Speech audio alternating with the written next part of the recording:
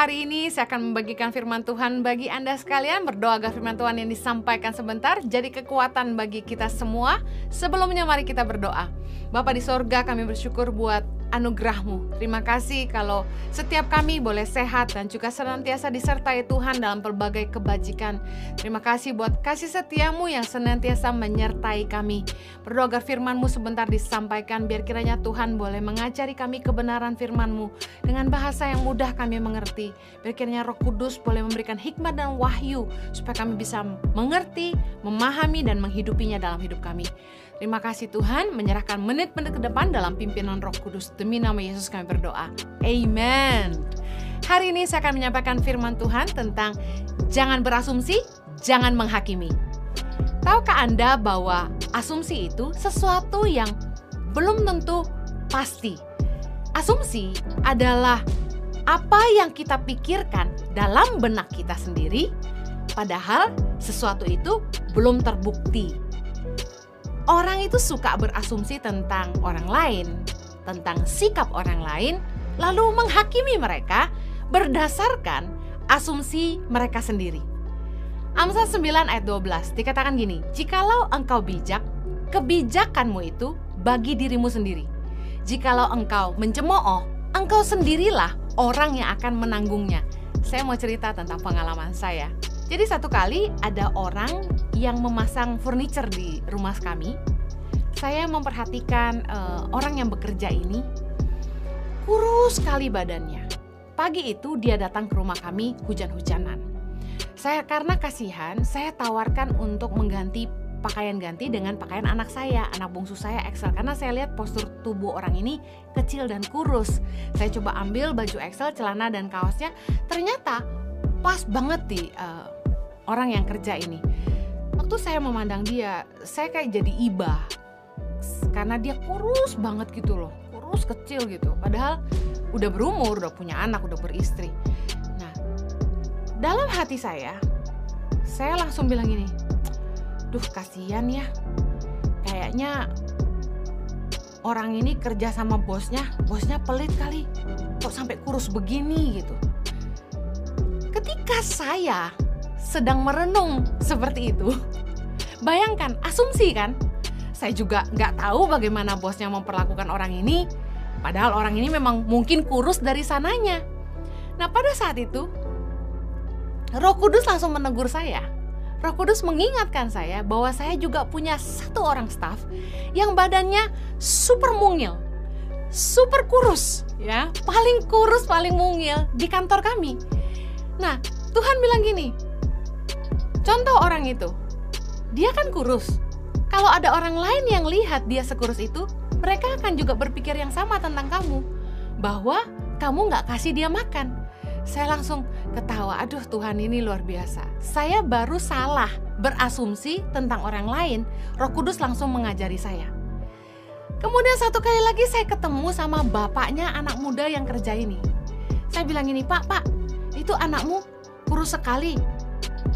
Kemudian bapaknya bilang gini, iya bu, emang dari kecil makan gak gemuk-gemuk, makannya dikit katanya gitu. Memang orangnya kurus.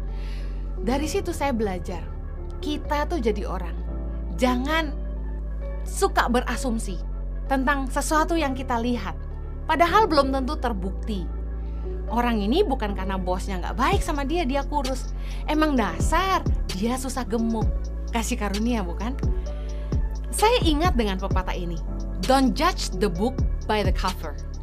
Jangan menghakimi dari luarnya seseorang. Kita kadang-kadang tuh cepat sekali menghakimi gitu ya. Begitu kita lihat penampilan seseorang, kita lihat dia serem, dia tatoan, kita langsung bilang, pasti menakutkan nih orangnya. Padahal banyak juga orang-orang yang berbadan besar, bertatoan, itu hatinya lembut sekali, katanya seperti Tweety. 1 Samuel 16 ayat 7b bilang gini, bukan yang dilihat manusia, yang dilihat Allah. Manusia melihat apa yang di depan mata, tetapi Tuhan melihat hati. Seringkali tuh kita menghakimi orang. Makanya kalau saya tulisannya don't judge. Kita menghakimi orang seperti apa yang kelihatan. Padahal belum tentu apa yang kita nilai itu benar. Makanya kerennya, Tuhanlah yang paling tahu hati orang. Jangan nuduh kalau kita nggak tahu. Ketika kita berpikir kita tahu segalanya, sebenarnya kita tuh nggak tahu apa-apa. Asumsi itu sangat berbahaya karena bisa membuat kita berpikir yang salah, kemudian membuat kita bertindak yang salah, dan akhirnya bisa merusak hubungan kita dengan orang lain juga. Asumsi sesuatu yang merupakan praduga, belum tentu benar, itu cuma penilaian kita sendiri. Nah, seringkali kita menuduh orang dengan cara berpikir kita. Ada seorang nenek yang dia nggak akan pernah beli tabung gas sama orang lain selain langganannya. Kenapa? Karena dia berpikir kalau tukang tabung gas yang lain itu nggak jujur. Jangan-jangan jual tabung gasnya nggak baik, nggak benar, palsu. Nanti kalau dia beli bisa meledak. Jadi dia nggak pernah beli sama orang lain, dia hanya langganan sama satu orang yang dia percayai. Kadang-kadang asumsi itu menyesatkan. Karena membahaya sekali kalau kita selalu berasumsi yang buruk tentang orang lain, padahal tidak demikian. Contoh, ibu-ibu di rumah mungkin cari anting-antingnya nggak ketemu. Di mana ya? Bongkar-bongkar laci, bongkar lemari, langsung berasumsi. Nah, pembantu saya ini jangan-jangan ya. Pernah nggak Anda kehilangan kunci mobil, Anda kehilangan perhiasan, langsung muncul di kepala Anda, nah pasti dia yang ambil. Kasihan memang orang-orang yang bekerja di rumah ya, selalu jadi sasaran ketika ada yang hilang. Padahal belum tentu pasti. Seringkali kita salah, kita yang lupa taruh di mana. Apalagi ada yang belum apa-apa udah marah-marah. Dan ketika ketemu jadi malu sendiri, bukan? Ternyata antingnya nyelip di tasnya. Lagi habis di mana gatel, dicopotin di jalan, taruh di tas, kelupaan. Atau ada yang udah bolak-balik cari jam tangan gak ketemu, nuduh pembantunya, padahal sendirinya lupa taruh di mana. Ayo jangan gampang berasumsi, karena asumsi kita itu bisa salah. Mari kita lihat bagaimana yang Yesus alami. Ya, Matius 12. Yesus dan Beelzebul. Ayat ke-22 berkata gini. Kemudian dibawalah kepada Yesus seorang yang kerasukan setan. Orang itu buta dan bisu. Lalu Yesus menyembuhkannya sehingga si bisu itu berkata-kata dan melihat. Ayat 23. Maka takjublah sekalian orang banyak itu, katanya, ia ini agaknya anak Daud. Ayat 24. Tetapi ketika orang Farisi mendengarnya, mereka berkata, dengan Beelzebul, penghulu setan, ia mengusir setan. Tetapi Yesus mengetahui pikiran mereka, lalu berkata kepada mereka, setiap kerajaan yang terpecah-pecah pasti binasa, dan setiap kota atau rumah tangga yang terpecah-pecah tidak dapat bertahan. Demikianlah juga kalau iblis mengusir iblis, ia pun terbagi-bagi dan melawan dirinya sendiri. Bagaimanakah kerajaannya dapat bertahan? Nah, orang Farisi ini lucu. Selalu menuduh Yesus yang macam-macam. Mereka kan gak ngerti sebenarnya bahwa Yesus menyembuhkan dengan kuasa dari Allah. Tapi mereka berasumsi di dalam pikiran mereka bahwa Yesus itu menyembuhkan dengan kuasa setan, kuasa Beelzebul katanya. Luar biasa. Saya belajar bahwa katanya loh ya, saingan tukang bakmi ya tukang bakmi. Saingannya pendeta ya pendeta juga. Kenapa orang Farisi begitu membenci Yesus? Karena mereka iri hati. Mereka iri melihat pemakaian Tuhan yang luar biasa atas hidup Yesus.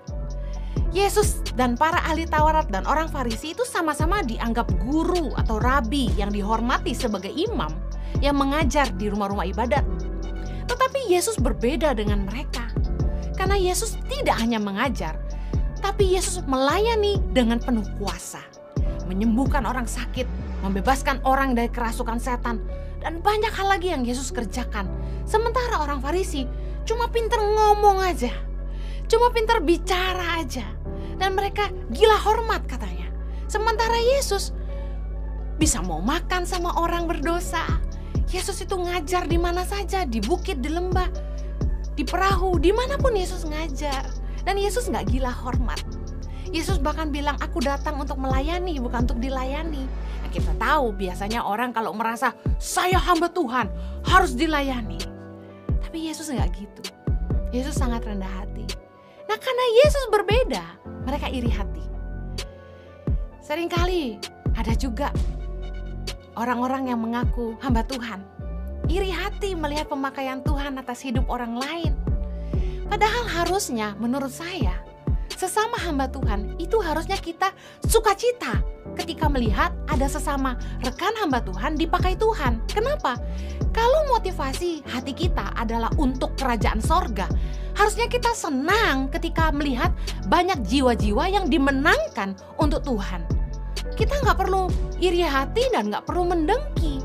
Harusnya kita senang dan kita dukung, kita doakan supaya Tuhan memakai orang itu dengan lebih luar biasa lagi. Sesama hamba Tuhan tidak perlu bersaing harusnya. Orang Farisi harusnya gak perlu membenci Yesus. Makanya Rasul Paulus berkata dalam 1 Korintus 3 ayat yang kelima, jadi apakah Apolos? Apakah Paulus? Pelayan-pelayan Tuhan yang olehnya kamu menjadi percaya, masing-masing menurut jalan yang diberikan Tuhan kepadanya. Tiap hamba Tuhan itu punya gaya yang berbeda, cara bicara yang berbeda, cara melayani yang berbeda. Ada yang kuat di pujian penyembahan, ada yang kuat dalam mezbah doa, ada yang kuat dalam mujizat dan lain sebagainya. Ada yang kuat dalam pengajaran. Tuhan memakai setiap orang dengan cara yang berbeda. Kenapa? Seperti kita, selera makan beda-beda, penerimaan tiap orang juga beda. Harusnya kita pahami kebenaran firman ini dalam 1 Korintus 3 ayat yang ke-7 dikatakan gini. Karena itu yang penting bukanlah yang menanam atau yang menyiram, melainkan Allah yang memberi pertumbuhan. Bicara soal menanam, mungkin penginjil yang nabur Injil. Bicara soal yang menyiram, berarti dia gembala. Penginjil yang nabur benih, yang nuai gembala-gembala. Tapi itu gak penting, karena yang paling penting adalah Allah yang memberi pertumbuhan. Makanya kita harus mendoakan jiwa-jiwa yang sudah kita layani, supaya mereka bertumbuh dan menjadi kuat di dalam Tuhan. Dalam 1 Korintus 3 ayat 8 dikatakan, baik yang menanam maupun yang menyiram adalah sama. Masing-masing akan menerima upahnya sesuai dengan pekerjaannya sendiri. Dan ayat 9 dikatakan, karena kami adalah kawan sekerja Allah. Kamu adalah ladang Allah, bangunan Allah. Demikian juga dengan kita. Harusnya kita gak perlu iri hati, mendengki dengan hidup orang lain.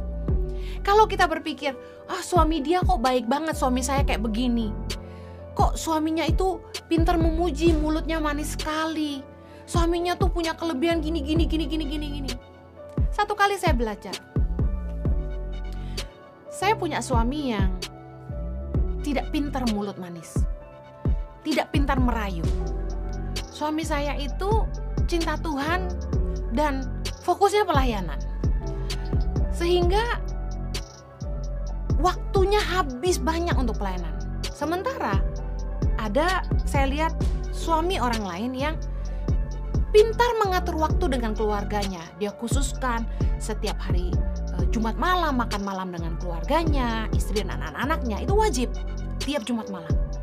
Kemudian setiap Sabtu malam dia makan sama istrinya, pacaran berdua aja. Saya ngelihat itu, saya sempat terbersit. Saya bilang, aduh, enak banget ya punya suami kayak gitu, mengutamakan keluarga, mengutamakan istri gitu.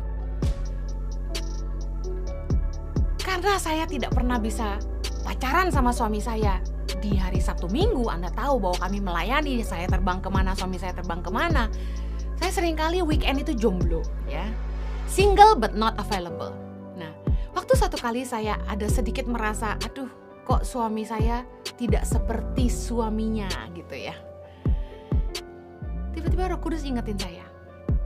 Roh Kudus bilang gini, kamu sanggup gak membayar harga yang dia harus bayar untuk suaminya?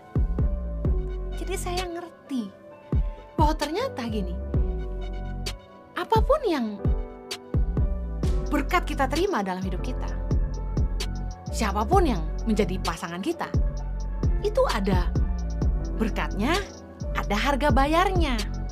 Seperti Anda ingin dipromosi, ada harga bayarnya. Anda harus kerja keras, Anda harus berintegritas, Anda harus membuktikan bahwa Anda mampu dipercaya. Nah, ada harga bayar untuk apapun dalam hidup ini. Nah, suaminya seperti itu, saya kan nggak tahu jelek-jeleknya, yang saya tahu bagus-bagusnya. Yang tahu buruk-buruknya kan istrinya. Nah, berarti ada harga bayar yang mahal sekali untuk bisa punya suami yang seperti itu. Gitu kan? Kita nggak bisa bandingin hidup kita dengan orang lain. Kalau kita selalu bandingin pasangan kita sama pasangan orang lain, nggak akan pernah ada habisnya. Karena tiap orang ada lebih, ada kurangnya. Jangan iri hati. Oh, suaminya kaya, bisa kasih dia apa saja. Gak masalah, kan kamu gak tahu harga bayarnya.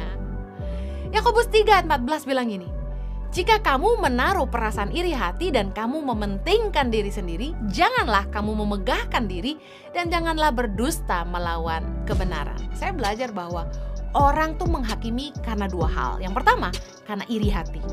Yang kedua, karena tinggi hati. Kita menghakimi orang, itu mungkin kita iri. Lalu kita menghakimi orang karena kita merasa kita lebih baik. Dua hal ini yang menyebabkan orang lancar banget menghakimi. Tukang gosip tuh biasanya kumpulnya sama orang-orang yang iri hati dan pasukan sakit hati. Yakobus 3:16 bilang gini, sebab di mana ada iri hati dan mementingkan diri sendiri, di situ ada kekacauan dan segala macam perbuatan jahat. Jangan suka iri hati sama orang. Karena ketika kita mulai berasumsi tentang orang lain karena iri hati, wah nanti kita malu sendiri. Ya, kalau kita bijak untuk diri kita sendiri, tapi kalau kita mencemooh, kita akan nanggung, kata firman Tuhan. Jangan sampai kita berasumsi tentang orang lain, loh kok dia bisa sekaya itu ya? Kayaknya tahun lalu belum kaya-kaya banget loh. Kok tahun ini kaya banget ya dia ya? Kayaknya, alah cuma hamba Tuhan aja loh. Kok bisa sampai beli rumah ya? Wah berasumsinya luar biasa. Mulai menghakimi. Kok bisa mendadak kaya ya? Pakai dukun tuh kayaknya tuh. Waduh. Seenaknya berasumsi tentang hidup orang lain. Lalu berdasarkan asumsinya sendiri, kita menghakimi orang lain. Bahaya sekali iri hati.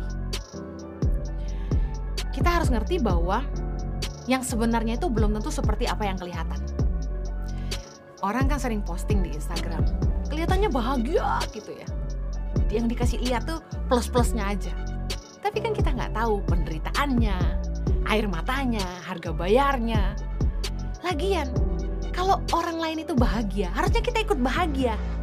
Jangan sampai orang bahagia, kita rasanya menderita. Itu iri hati namanya. Saya mau ingatkan, jangan sampai merasa kita lebih baik dari orang lain. Karena orang tuh cenderung akan menghakimi orang karena mereka merasa mereka lebih baik. Kesombongan rohani. Contohnya, orang yang sombong rohani merasa dia kudus, dia benar, akan gampang sekali menghakimi orang lain. Ke gereja kok pakai celana keketatan. Wah. Kok jadi hamba Tuhan pakai bulu mata palsu gitu. Untung hari ini saya nggak pakai ya. Kalau saya di make upin sama orang, saya ditempelin bulu mata palsu. Kalau enggak, asli. Tapi saya lihat betapa jahatnya komen-komen orang itu. Pernah satu kali di YouTube, saya bahas tentang apa saya lupa. Saya langsung dimaki-maki. Jangan ngomong soal percabulan kalau nggak paham katanya. Tahu nggak apa percabulan? Itu rambut dikepang-kepang, begini begitu. Kamu mata masih apa sih istilahnya, dicolok-colok. Dikasih maskara tuh loh dia bilang. Kamu berani ngomong soal percabulan? Wah, saya dihakimi. Saya pikir ini ibu lahir di tahun berapa ya? Kok dia hidup di zaman semodern ini? Masih mikir orang kalau make up itu namanya cabul. Ampun. Kalau saya keluar dari rumah dengan muka bantal gitu, apakah Anda mau dengar saya? Kan culun sekali kan. Masa saya make up sederhana gini? Ini dandan sendiri loh guys. Dibilang cabul. Siapakah kita mau hakimi orang? Roma 2 ayat 1. Karena itu hai manusia, siapapun juga engkau yang menghakimi orang lain, engkau sendiri tidak bebas dari salah. Sebab dalam menghakimi orang lain, engkau menghakimi dirimu sendiri. Karena engkau yang menghakimi orang lain melakukan hal-hal yang sama. Cuma bentuknya aja beda, guys. Ibu-ibu biasanya kalau kita mulai kepoin orang, kita mulai menghakimi orang, pernah gak ngalamin? Apa yang kita ngomongin, gak pernah lama-lama, kita juga bikin. Baru tuh Roh Kudus mulai kasih rema. Nah, kamu bisa ngajarin orang, kamu bisa ngomongin orang, kamu sendiri juga gitu. Dulu saya waktu masih kuliah, saya kalau pulang liburan dari Australia, saya pernah satu kali mendapati mami saya itu tengah malam turun makan gitu kan. Terus saya godain mami saya, "Mami, tengah malam kok masih makan soto mie?" Dia ketawa-ketawa. Ternyata sekarang, begitu saya sudah jadi mami-mami juga, tengah malam kalau belum tidur, lapar juga. Saya jadi ingat, oh iya dulu saya pernah godain mami saya. Hati-hati, kita menghakimi orang. Firman Tuhan katakan gini, kita sendiri tuh gak bebas dari salah. Hati-hati dengan apa yang kita katakan tentang orang lain, karena kita juga melakukan hal yang sama. Ingat firman Tuhan berkata juga dalam Matius 7 ayat yang pertama, jangan kamu menghakimi supaya kamu tidak dihakimi. Karena dengan penghakiman yang kamu pakai untuk menghakimi, kamu akan dihakimi, dan ukuran yang kamu pakai untuk mengukur akan diukurkan kepadamu. Hati-hati, ketika kita menghakimi, kita juga akan dihakimi, kata firman Tuhan. Ini Yesus yang ngomong sendiri. Kemudian dengan penghakiman yang kita pakai untuk menghakimi orang lain, kita akan dihakimi. Jadi ukuran yang kita pakai untuk mengukur orang lain akan diukurkan juga kepada kita. Penghakiman itu dimulai dari cara berpikir kita yang salah terhadap orang lain. Semuanya muncul dari sudut pandang, lalu asumsi muncul. Asumsi kita terhadap orang menjadi dasar penghakiman kita atas orang lain. Hati-hati, karena firman Tuhan berkata, Yesus berkata, ukuran yang kita pakai untuk mengukur orang lain akan diukurkan kepada kita. Siapa sih yang lepas dari salah? Kita semua juga banyak kelemahan, kita juga suka bikin salah, kita nggak sempurna. Kalau kita nggak mau dihakimi, jangan sampai kita menghakimi. Daripada kita iri hati, lebih baik kita fokus membangun diri. Orang yang iri hati sebenarnya itu melihat dirinya tuh kurang, makanya dia iri. Saya mau tutup dengan 3 hal ini.